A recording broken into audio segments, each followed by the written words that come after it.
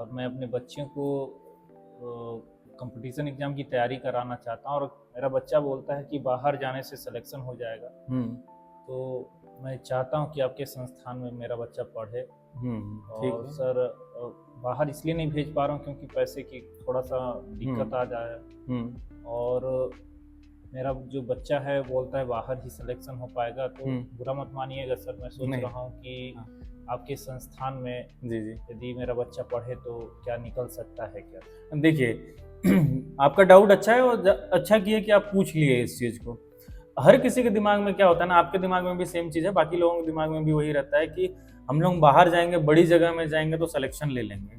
लेकिन क्या है कि मैं दिल्ली में रहा भी हूँ, क्लासेस भी लिया हूँ, तो मेरे को पता है होता क्या है कि जब भी कोई बच्चा, छोटे जगह का बच्चा बड़े जगह में जाता है ना, तो उसके साथ में सबसे बड़ा दिक्कत ये होता है कि उसका जब वो बहुत अच्छे से पढ़ाई एजुकेशन तो हुआ नहीं होता है, और वहाँ पे जो एक क्लासेस चल रहा होता है ना, एक लेवल होता है उनका, उसके ऊपर की पढ़ाई कराते हैं। तो हम लोगों का जो बेसिक है ना, जो आधार है, वो हमेशा ही कमजोर रह जाता है। और जो आप रिजल्ट देख के हर कोई जाना चाहता है ना बड़े जगहों पे, वो रिजल्ट क्या होता है कि कहीं पे सपोज कीजिए कि 10,000 लोग आ रहे हैं, बड़े जगह में हर कोई चला जाता है, उस 10,000 में से 10 का सिलेक्शन हो रहा है। तो कायदे से देखेंगे तो 10 को तो बहुत बड़े तरीके से दिखा दिया जाता है, लेकिन सिलेक्शन बताइए 10,000 में 10 का हो रहा है तो कितनी बड़ी बात है, इतना बड़ा बात तो है नहीं।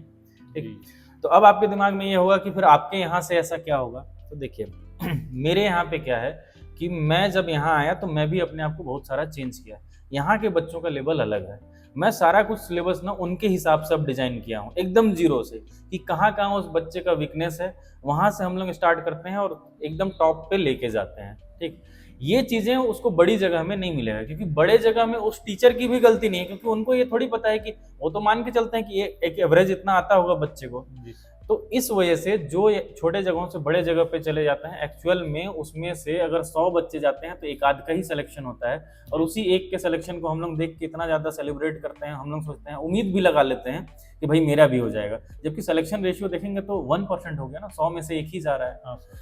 और यहाँ पे अगर आप रिजल्ट देखे होंगे या सोशल मीडिया में कहीं पे देखे होंगे तो आप देखे होंगे हमारे यहाँ से स्टार्ट जस्ट पिछले साल किए हैं, तो लगभग यहाँ पे जो बच्चे आते हैं, अगर 10 बच्चे तैयारी कर रहे हैं तो किसी न किसी में 10 में से 6-7 का सिलेक्शन हो रहा है। जी तो 60% हम लोग अभी तक का रिजल्ट मेंटेन किए हैं।